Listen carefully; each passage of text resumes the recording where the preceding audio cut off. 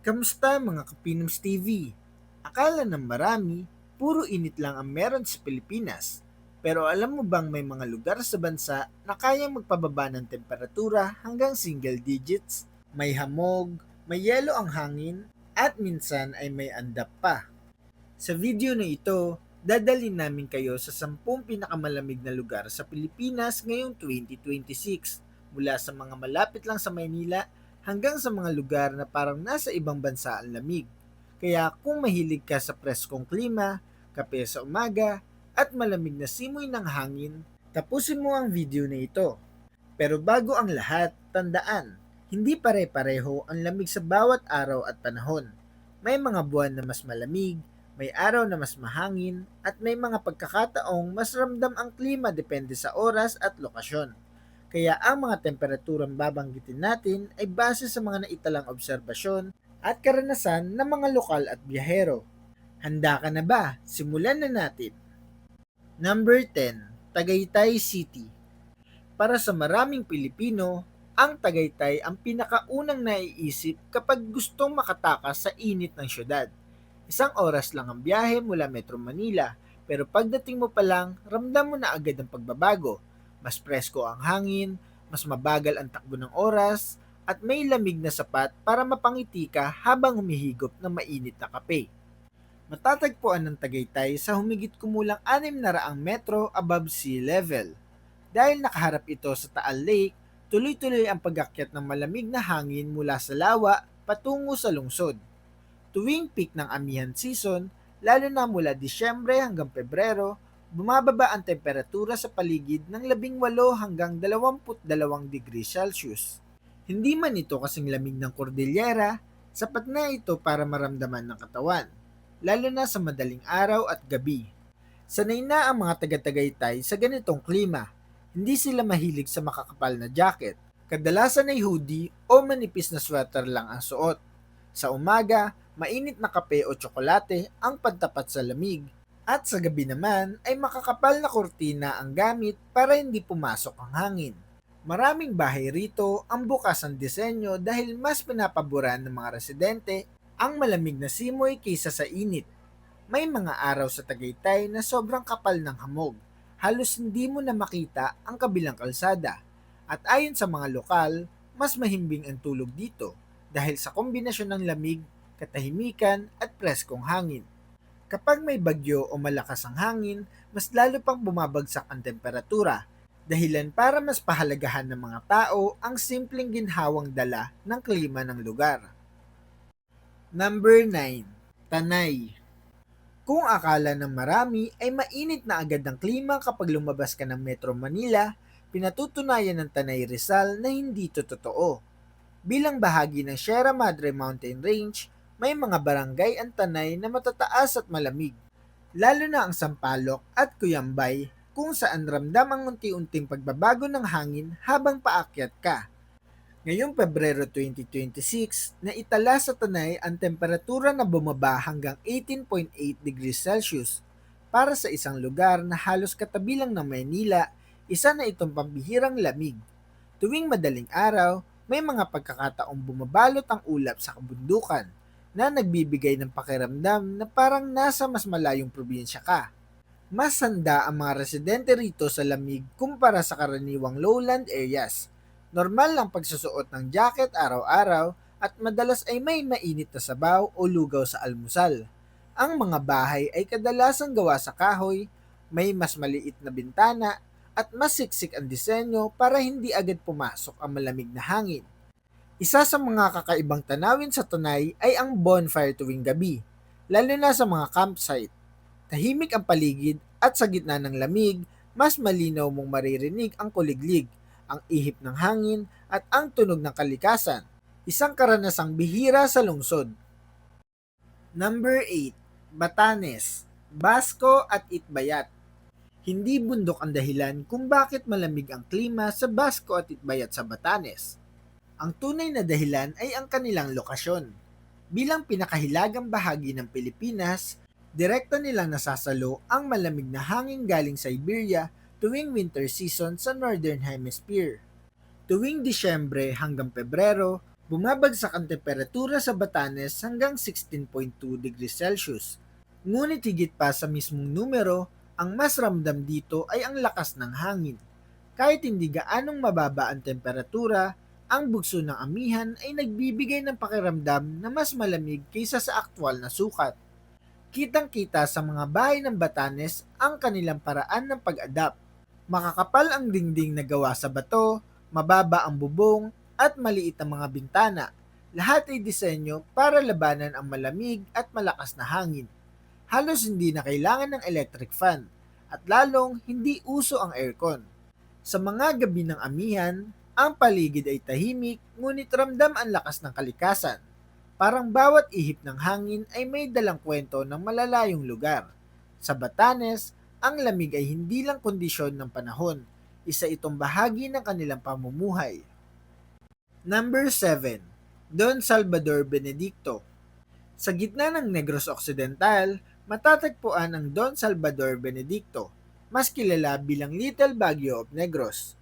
Dahil sa altitude nito at sa presensya ng mga pine trees sa gilid ng kalsada, nagtataglay ito ng malamig at preskong klima na bihira sa rehiyon.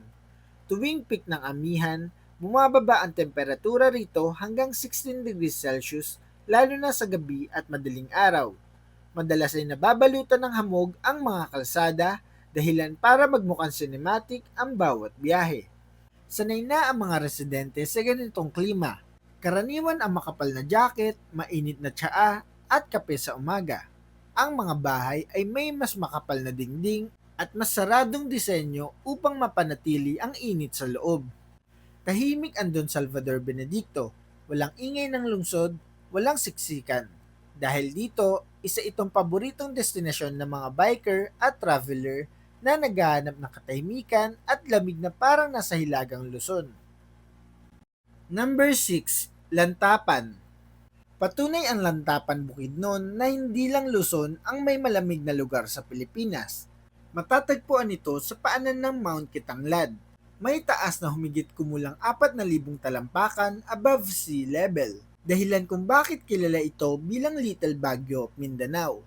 Tuwing Disyembre hanggang Pebrero, bumababa ang temperatura rito hanggang 15 degrees Celsius, lalo na sa madaling araw. Sa mga vegetable farms, makapal ang hamog at minsan ay tila nagyayelo ang hangin sa lamig. Ang mga residente ng Lantapan ay maaga kung gumising. Kailangan nilang samantalahin ang malamig na umaga sa bukid kahit pa nangangahulugan ito ng mas makapal na kumot at mainit na pagkain sa simula ng araw. Lugaw, sabaw at mainit na inumin ang kanilang panangga sa lamig. Sa gabi, napakatahimik ng lugar. Walang city lights, walang ingay ng sasakyan. Tanging malamig na hangin at tunog ng kalikasan ang maririnig. Kapag umulan, mas lalong lumalamig at mas lalong ramdam ang kakaibang klima ng lugar na ito sa Mindanao. Number 5. La Trinidad. Kung kapitbahay mo ang Baguio, natural lang na maranasan mo rin ang malamig nitong klima. At ganito mismo ang kaso ng La Trinidad Benguet. Matatagpuan ito sa parehong lalawigan at halos kapantay ang elevation, kaya hindi nakapagtatakang umaabot din dito ang lamig na karaniwang nararanasan sa summer capital of the Philippines. Noong Disyembre 2025, naitala sa La Trinidad ang temperaturang humigit kumulang 12.1 degrees Celsius lalo na sa madaling araw. Sa mga oras na ito, makikita ang makapal na hamog na bumabalot sa mga gulayan at strawberry farms na nagbibigay ng malamig ngunit napakagandang tanawin. Sanay na ang mga residente ng La Trinidad sa ganitong klima. Maaga silang gumigising, balot ng jacket at bonnet para asikasuhin ang mga tanim bago pa sumikat ang araw. Ang malamig na klima ang dahilan kung bakit napakasariwa at matamis ng mga strawberries dito. Isang bagay na ipinagmamalaki ng buong bayan. Sa mga bahay, karaniwan ang makakapal na kumot at sabayang pagtulog ng pamilya para mas mainit. Ang mga bata ay sanay pumasok sa eskwela ng may suot na jacket at para sa kanila, normal lang ang lamig na ito. Bahagi na ng araw-araw na buhay. Sa La Trinidad, ang lamig ay hindi hadlang sa kabuhayan, bagkus ito ang nagbibigay buhay dito. Number 4. Banawe. Hindi lang ganda ng rice terraces ang dahilan kung bakit dinadayo ang Banawe Ifugao. Isa rin ito sa mga lugar sa Pilipinas na may malamig at preskong klima. Salamat sa lokasyon nito sa Cordillera Mountain Range. Karaniwan, mas mababa ng 5 hanggang 8 degree ang temperatura sa Banawe kumpara sa Metro Manila. Tuwing unang bahagi ng taon, lalo na sa Enero at Pebrero, bumababa ang temperatura rito hanggang humigit kumulang 12 degrees Celsius. Sa madaling araw, parang yumayakap ang lamig sa buong bayan. Ang mga Ifugao ay may natural na paraan ng pag-adapt sa klima. Ang kanilang mga tradisyonal na bahay ay gawa sa kahoy, may mababang kisame at siksik na disenyo upang mapanatili ang init sa loob. Ang pananamit ay simple ngunit praktikal. Makakapal na damit, kumot at minsan ay patong-patong na tela sa gabi. Isang kakaibang karanasan sa Banawe ang paggising sa umaga habang unti-unting umaangat ang hamog mula sa rice terraces. Tahimik ang paligid at maririnig mo lang ang hangin at ang tunog ng kalikasan. Dito mo mararamdaman na ang lamig ay bahagi ng kultura, isang kasamang elemento ng buhay sa kabundukan. Number 3, Sagada. Kung pag-uusapan ang malamig na lugar na may kakaibang aura, hindi mawawala sa listahan ang Sagada. Kilala ito sa mga kuweba, hanging coffins, at sea of clouds. Ngunit higit sa lahat, kilala rin ito sa malamig nitong klima. Halos kapantay ng Baguio ang elevation ng Sagada, kaya tuwing unang bahagi ng taon, ang temperatura rito ay bumababa sa pagitan ng 10 degrees Celsius hanggang 11 degrees Celsius. Sa madaling araw, makapal ang hamog at tila nagyayelo ang hangin na dumadampi sa balat. Ang mga residente ng Sagada ay tahimik at simple ang pamumuhay. Sanay silang gumising ng maaga, magsindi ng kalan, at maghanda ng mainit na pagkain. Karaniwan ang makakapal na kumot, medyas, at jacket kahit sa loob ng bahay.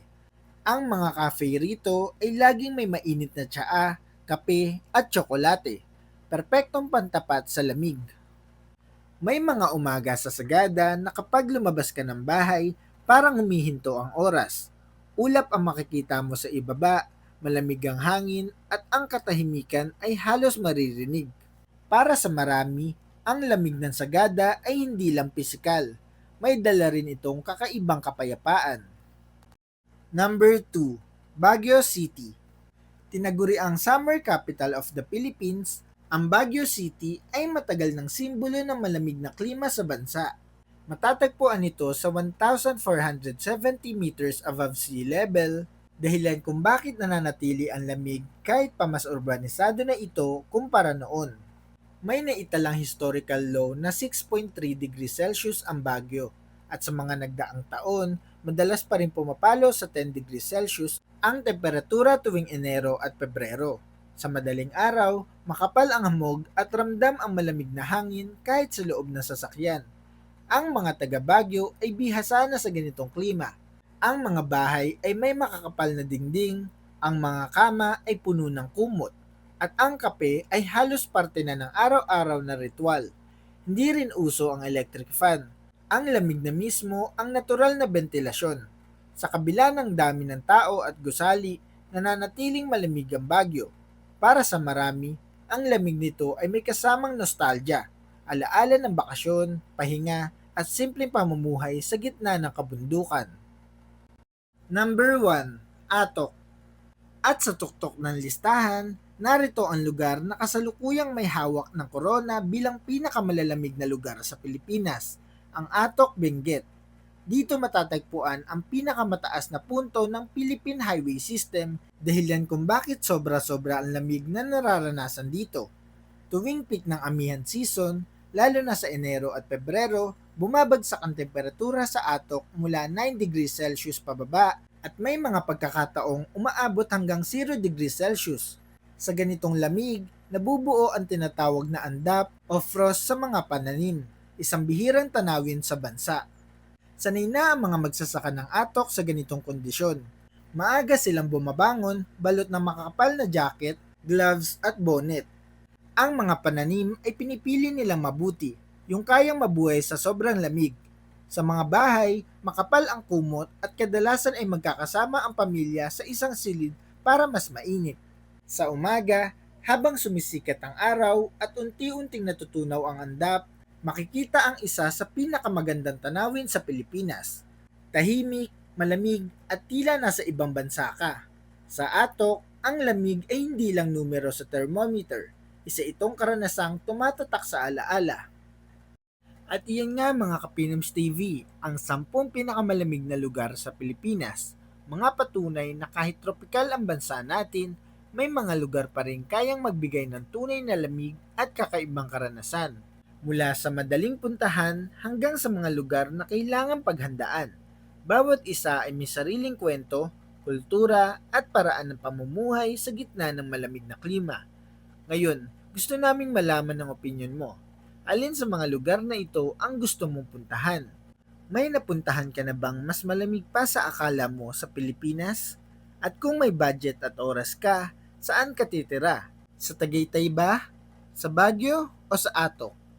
I-comment mo sa baba ang inyong sagot para mapag-usapan natin yan. At huwag kalimutang i-like, i-share ang video at mag-subscribe sa ating channel para sa mas marami pang kwento tungkol sa Pilipinas. Mga Kapinoms TV, maraming salamat sa panonood. Hanggang sa muli, ito ang Pinoms TV.